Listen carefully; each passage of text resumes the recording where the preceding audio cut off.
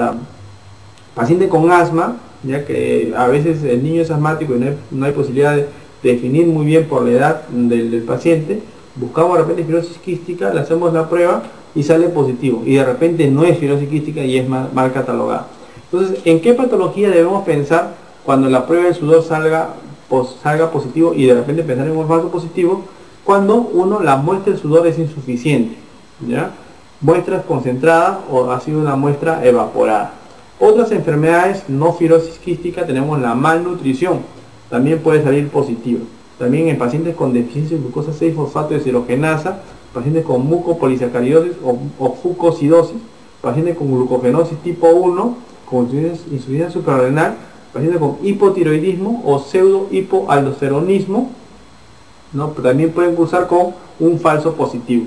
Pacientes con diabetes insípida nefrogénica hereditaria, disfunción autonómica, síndrome de Mauriac, ¿ya? O la colestasis familiar, o algunos trastornos cutáneos como la dermatitis atópica, la displasia ectodérmica. La dermatitis atópica es un elemento o una enfermedad bastante frecuente que puede dar una falsa positividad para fibrosis quística. La infusión de prostaglandina E1, que algunas veces se utiliza en pacientes con cardiopatías, o el síndrome de Klinefelter, ¿ya? La anorexia nervosa también puede originar un falso positivo, o la hipogamaglobulinemia o las nefrosis. Así como existen falsos negativos en la prueba del sudor, ¿ya? Existe también la posibilidad de que estas pruebas sean un falso positivo, ¿no? Es importante destacar, por ejemplo, es fácil, si nosotros decimos que si pensamos en fibrosis quística en un paciente con cuadros obstructivos recurrentes, por ejemplo el asma es una enfermedad bastante frecuente, casi 20% de nuestra población pediátrica lo tiene. Entonces, si este paciente que en edades tempranas es difícil hacer el diagnóstico porque no hay una prueba exacta para confirmar asma, ¿ya? Entonces, estos pacientes, si pensamos en fibrosis quística y la prueba sale positiva, lo podemos mal catalogar como fibrosis quística, ¿no? Entonces, ¿cuáles son aquellos elementos o aquellos diagnósticos que dan un falso positivo? Entre ellos, uno que es relativamente frecuente son los errores de laboratorio. De repente una muestra de sudor insuficiente o una muestra concentrada o evaporada, ¿no? Entonces aumenta la concentración del sodio de tal manera que se evapore el agua y va a dar un falso positivo. Ahora, también existen otras enfermedades que no son fibrosis quística y que también pueden dar un falso positivo. Entre ellos tenemos la malnutrición, ¿no? El déficit de glucosa 6-fosfato deshidrogenasa, la mucopolisacaridosis, la fucosidosis, la glucogenosis tipo 1, aquellos pacientes que a veces cursan con hipolicemia o glicemia persistente, también pueden cursar con fibrosis quística. Pero pueden cursar con un falso positivo y confundir con fibrosis quística. El pseudo hipoaldosteronismo también puede ser una prueba falso positivo. Las diabetes insípidas, ya la disfunción autonómica, el síndrome de Mauriac y la colestasis familiar también pueden cursar con falsos positivos en el test de la prueba del sudor. Trastornos cutáneos, entre ellos la dermatitis atópica y la displasia ectodérmica, pueden ser un falso positivo. Y otras enfermedades sistémicas como la infusión de prostaglandina E1, como se usa en algunos problemas cardíacos, en algunas patologías cardíacas, puede cursar con falso positivo para la prueba del sudor. El síndrome de Klinefelter, la anorexia nervosa, la hipogamaglobulinemia y la nefrosis también pueden dar falso positivo en la prueba del sudor. Ahora, de todos estos diagnósticos, definitivamente las tres causas más frecuentes tenemos la malnutrición, ¿ya? Y la dermatitis atópica, que es una patología bastante frecuente que aqueja a mucha población pediátrica, incluso que están asociados con rinitis y asma, ¿no? Y la tercera patología o el tercer error que muchas veces se ocasiona en estos pacientes es una muestra de sudor mal tomada o insuficiente. Entonces, existen diversas patologías que pueden cursar con test de sudor positivo, ¿ya? Y lamentablemente pueden confundir y el paciente ser mal catalogado. Así como existen falsos positivos, también tenemos los falsos negativos, ¿no? Que a veces confunde y retrasa un poco el diagnóstico. Entre ellos también tenemos los errores laboratorios. Los errores laboratorios pueden dar como para positividad o como para negatividad. Entonces, la cantidad sea insuficiente, errores en la calibración del aparato o errores en la medición por el personal laboratorio. Y enfermedades que ocasionan falsos negativos, que el paciente con fibrosis quística esté tan desnutrido que esté edematoso o en anasarca, puede originar un falso negativo. Pacientes deshidratados, ¿ya? También puede originar un falso negativo. La malnutrición severa también puede originar un falso negativo. Tratamiento con diuréticos o esteroides en estos pacientes puede originar un falso negativo, o tratamiento con determinados antibióticos también, ¿no? Entonces no es muy grande la lista, pero la desnutrición a la cabeza lleva como término una posibilidad de que el paciente salga falso negativo. Todos sabemos que el estándar nutricional de estos pacientes con fibrosis quística muchas veces se ve deteriorado. Entonces cuando hacemos la prueba puede confundir a veces el diagnóstico, ¿no? Entonces en los niños de 3 meses de edad muchas veces observamos resultados que están en el borderline, ¿no? Como ya mencionamos, un grupo importante de pacientes tienen valores del T de sudor entre 50 y 69, ¿no? Cuando lo positivo es por encima de 60. Entonces si está en 50 a 55 puede que a veces confunda y sea un falso negativo. Entonces se recomienda usar ya el TIR, que después vamos a describir qué cosa es, ¿no? El estudio genético se realiza, sí se realiza, permite actualmente determinar o hacer el diagnóstico definitivo en la mayoría de los pacientes, demostrando la existencia de 2 o más de las más de 1000 mutaciones conocidas actualmente como responsables de la enfermedad. O sea, no es algo grandioso, ¿no? Demuestra un grupo pequeño de la gran cantidad de mutaciones que pueden tener estos pacientes. El estudio completo del gen solo se realiza lamentablemente en pocos laboratorios especializados de referencia. El cribaje neonatal o TIR, como lo mencionamos hace un rato, o el tripsinógeno inmunoreactivo, tiene una buena eficacia diagnóstica con una sensibilidad del 85% y corresponde a una especificidad del 99%, casi 100% de especificidad. Lamentablemente el TIR el tripsinógeno inmunoreactivo no se realiza tampoco de manera rutinaria en muchos laboratorios, ¿no? Pese a ello, el valor predictivo del TIR es solo es bajo, o sea, debemos usar el tripsinógeno inmunoreactivo solamente en aquellos pacientes que tienen una sospecha importante de fibrosis quística o con antecedentes familiares, ya sea hermano o padre con fibrosis quística. ¿Ya? Entonces, cuando tenemos alguna sospecha, o sea, ¿en qué paciente debemos pedir las pruebas confirmatorias? En aquellos pacientes que tengan una indicación o qué paciente debemos realizar el test de sudor. Tenemos manifestaciones clínicas típicas, historia familiar, ilio, ictericia en el recién nacido, alcalosis hipoclorémica o golpe de calor, fracaso del desarrollo, prolapso rectal, pansinusitis, pancreatitis, cirrosis, colestasis, neumonía, estafilocosis o neumonía recurrentes, bronquiectasia, presencia de pseudomonas, mucoide en los pulmones, ¿no? Entonces en estos pacientes debemos realizar siempre el test del sudor para hacer diagnóstico no de fibrosis quística. Así como existe el test del sudor, el tripsinógeno inmunoreactivo o las pruebas genéticas que son confirmatorias, debemos pedir adicionalmente otros exámenes auxiliares, ya para ver algunas complicaciones secundarias o asociaciones con la fibrosis quística. La ecografía para ver si existe fibrosis biliar focal, si existe esteatosis hepática, cirrosis, o si existe una anormalidad biliar. La gammagrafía hepatobiliar, ¿no?, también es importante para valorar la función hepática y la función biliar. La endoscopía alta ya permite observar el riesgo de hematemesis, que más o menos un 10% de pacientes con fibrosis quística tiene riesgo incrementado para hacer hematemesis. La biopsia hepática también, porque algunos de estos pacientes su complicación secundaria lamentablemente viene a ser la cirrosis biliar o la cirrosis biliar multinodular, ¿no? Entonces el diagnóstico se hace lamentablemente a través de una biopsia hepática. En neonatos ya es un grupo importante. O sea, la fibrosis quística, un niño nace con fibrosis quística, 10 a 20% de los niños con fibrosis quística tienen obstrucción intestinal o lo que conocemos en la etapa neonatal como ilio meconial al nacimiento. Se destapa y el paciente aparentemente llega a su vida normal y después de los 2 o 3 meses hacen cuadros obstructivos respiratorios, neumonía recurrente, se hospitaliza y tenía ese antecedente previo, entonces debemos pensar en fibrosis quística. Otros pacientes presentan esteatorrea, ¿no?, alteración del desarrollo, falla del medro, sibilantes, tos, infecciones respiratorias recurrentes. En algunas regiones, por ejemplo, de Rusia o Unión Soviética, les tienen una etapa de fibrosis quística que es realizado al 6º día de vida usando el test de tripsina, el tripsinógeno inmunoreactivo. Se incrementa más en 2 o 3 veces en pacientes con fibrosis quística. ¿Por qué? Porque esta población tiene una alta prevalencia de fibrosis quística. Acá tenemos un paciente con una distensión abdominal evidente, ese es un neonato con distensión abdominal, y es una falla, ¿no?, una falla al pasaje del meconio, ¿no? O sea, es un ilio meconial. Ya este paciente posteriormente obviamente se hizo el test del sudor y se determinó el diagnóstico de fibrosis quística. El diagnóstico retrasado, ya no se debe retrasar el diagnóstico, pero muchas veces sí pasa desapercibido. ¿Por qué? Porque las infecciones respiratorias son algo frecuente en la etapa de la primera infancia y en la segunda infancia y muchas veces no lo tomamos en cuenta este diagnóstico.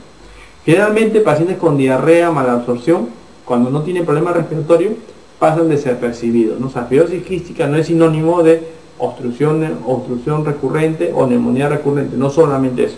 En aquellos pacientes con compromiso gastrointestinal también pueden tener fibrosis quística. Pacientes con pobre ganancia de peso también puede ser una fibrosis quística. Y algunos pacientes son diagnosticados de asma y no es asma, es fibrosis quística. En esos pacientes también debemos hacer diagnóstico y sospecha diagnóstica para confirmación con los exámenes definitivos, ¿no? A nivel hepático, ya podemos observar la colestasis neonatal, lo cual es raro, ¿ya? Y asociado a un hilo meconial, que sí es una presentación bastante frecuente. En grados más largos de la vida tenemos enfermedad hepática silente, síntomas en especial en la pubertad. Y el pico de los síntomas aproximadamente es a los 11 años, ¿no? Lo anormal, la proteína reguladora transmembrana, o sea, el CFTR, juega un papel importante en la secreción biliar y muchas veces estos pacientes tienen una alcalinización de la bilis y la secreción. La bilis sale hiperviscosa. Esto va a originar injuria hepática, una presencia de colangitis, fibrosis focal, etc. Y en algunos casos va a llevar a la cirrosis multilobular, ¿no? Que generalmente es asintomático inicialmente y después va a tener los síntomas característicos de la cirrosis, ¿ya? Y la característica final o el diagnóstico final se hace a través de la biopsia hepática. Hepatomegalia por fibrosis hepática y en algunos casos la presencia de esteatosis. Algunos pacientes pueden debutar con colecistitis, cálculos por bilirrubinato de calcio, ¿no? Porque se espesa esta zona y hace que se condense o se ponga más denso y no se drene a nivel del conducto cístico, ¿no? Entonces estos pacientes pueden hacer ya cálculos o colecistitis a repetición y pueden cursar con dolor vesicular recurrente. Entonces en estos pacientes también pueden haber complicaciones a nivel de la zona hepática y la zona biliar y pueden ocurrir daño a larga data que son irreversibles, como el caso de la cirrosis. A nivel portal, no vamos a encontrar una hipertensión portal con una esplenomegalia marcada, y en grado más severo vamos a ver pacientes con enfermedad hepática severa o encefalopatía hepática. Por eso que en estos pacientes con fibrosis quística, que es una enfermedad multisistémica, debemos tener un control anual de la función hepática.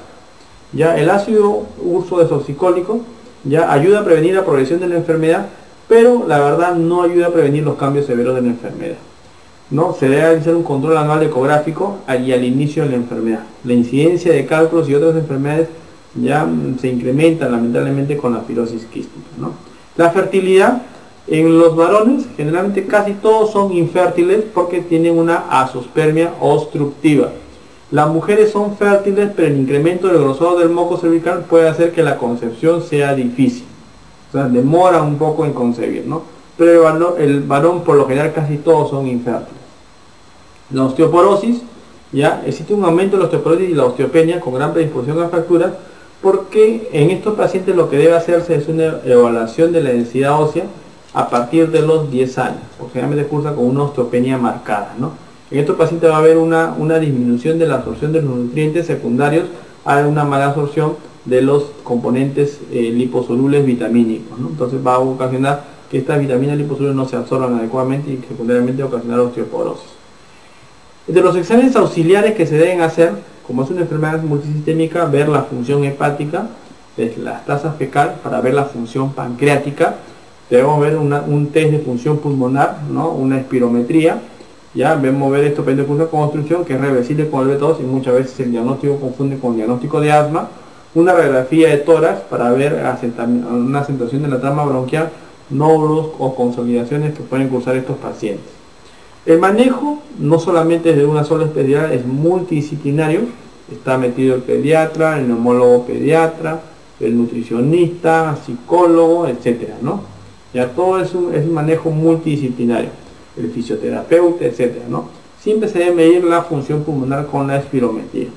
Los antibióticos, ya de manera profiláctica, ha demostrado reducir el número de gérmenes patógenos que producen la infección, ya, y que desencadena la respuesta inflamatoria. Entre estos antibióticos que se están usando antibióticos por vía inhalatoria, ¿no? Los antiinflamatorios, entre ellos los esteroides, tienen beneficios en la función pulmonar, pero lo malo es que pueden favorecer la colonización de algunas bacterias. Efectos adversos en el desarrollo si se usa mucho por vía sistémica, ¿no?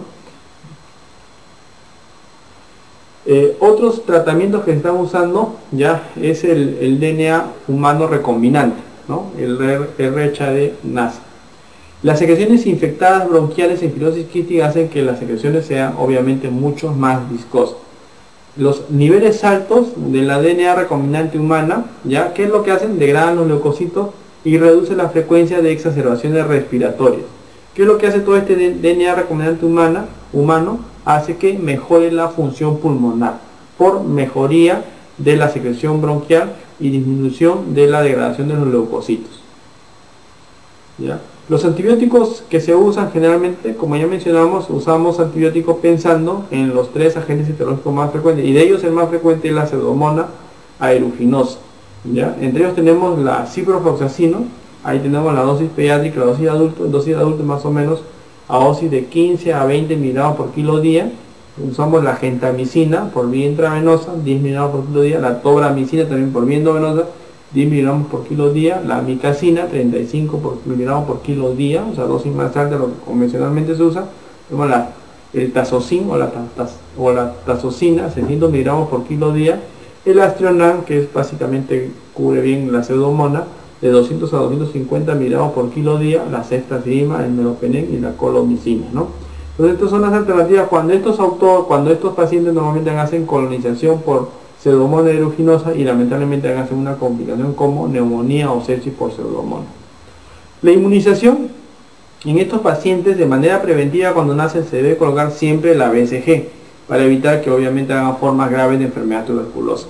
Ya se debe vacunar en el momento que esté indicado la vacuna contra la influenza, porque en estos pacientes ya pueden hacer cuadros lamentablemente más severos de enfermedad y obviamente las complicaciones más severas que la neumonía lo pueden hacer por pseudomonas, estafilococos, etcétera, lo cual aumenta la mortalidad en estos pacientes. La infección neumocócica ya se debe evitar mediante la vacunación neumocócica, que actualmente se usa en niños desde los 2 meses de edad y un refuerzo a los 2, 4, 6 meses, un refuerzo al año y un refuerzo a los 2 años y de ahí cada 5 años, ¿no? Entonces se debe vacunar. Estos niños deberían tener vacuna preventiva contra la varicela. En realidad todas las vacunas están indicadas como manera preventiva en estos pacientes porque generalmente estos pacientes hacen complicaciones de cualquier enfermedad inmunoprevenible. Las vitaminas, definitivamente se debe tratar la deficiencia en las vitaminas liposolubles A, D, E y K. Entonces estas vitaminas deben ser suplementadas por vía exógena, ¿no? Por vía oral, ¿no? Cantidades importantes. Acá tenemos la dosis recomendada de vitamina A 5000 unidades por día, vitamina D 800, vitamina E 50 unidades internacionales por día y la vitamina K 1 a 2,5 miligramos por día, pues, ¿no? Entonces en estos pacientes siempre se debe poner vitamina liposoluble porque van a cursar con cierto grado de insuficiencia pancreática. La nutrición debe ser adecuada, ¿ya? Para mantener una calidad de vida adecuada y una supervivencia también adecuada. Esto es una relación entre función pulmonar adecuada y buena nutrición, ¿ya? Y en este elemento nutricional debe estar siempre el componente vitamínico liposoluble. Posibles causas por desnutrición: pérdida de energía por mala absorción, ¿ya? O pobre ingesta, ¿no? ¿Ya? Y algunos casos en pacientes con diabetes, ¿no? Tener en cuenta, si el paciente hace diabetes, debe tener una dieta adecuada para diabético, ¿no? Para no complicar más la enfermedad. Entonces el Comité de Consenso de la Fundación Americana de Fibrosis Quística, ¿ya? Entonces indicó que existe una cantidad apropiada de enzimas pancreáticas. En lactantes la cantidad que se da es de 2000 a 4000 unidades de lipasa por cada 100 mililitros de fórmula o toma de pecho. En niños menores de 4 años se dan 1000 unidades de lipasa por kilo por cada toma. Y en niños mayores de 4 años y adultos 500 unidades de lipasa por kilo por cada vez que toma, ya hasta un máximo de 2500 unidades de lipasa por kilo por toma. Entonces esto permite que los nutrientes o la insuficiencia pancreática en estos pacientes ya sea suplementada y permite que la absorción de los nutrientes sea más o menos adecuada, de tal manera que la función pulmonar, la función de diversos órganos mejore en estos pacientes, ¿no? La hepatopatía, el predominio obviamente de la colestasis y la hiperecogenicidad en la ecografía abdominal, ya en estos pacientes se debe dar ácido uso de desoxicólico con o sin taurina, ¿no? Para disminuir. Como ya mencionamos, esto evita un poco, pero no evita la progresión lamentablemente a formas severas de enfermedad. El trasplante, ya sea pulmonar o pulmonar cardíaco, que puede ser una alternativa en pacientes con estadio final de fibrosis quística, la sobrevida es el 84% al año de edad y 50% a los 5 años y 38% a los 8 años de edad, ¿no? Es un tema terminal, El principal problema respiratorio son definitivamente las reinfecciones en pacientes trasplantados, porque como ustedes saben, adicionalmente estos pacientes tienen que recibir terapia inmunosupresora, ¿no? Las vías aéreas pequeñas generalmente pueden cursar con una bronquiolitis obliterante. ¿Ya? El trasplante pulmonar, como ya mencionamos, es la última opción terapéutica en los pacientes con enfermedad pulmonar crónica como fibrosis quística. Casi no se llega en nuestro medio a este estado, ¿ya? Pero es una alternativa final en estos pacientes, ¿no? El trasplante hepático también es una alternativa final cuando el paciente hace compromiso hepático como cirrosis, etc., ¿no? Otras opciones son la terapia intracelular o la terapia génica, que están aún en fase de investigación, ¿no? Pero cada vez se avanza más sobre el componente de esta enfermedad. Bueno, muchas gracias, y todo esto respecto a fibrosis quística.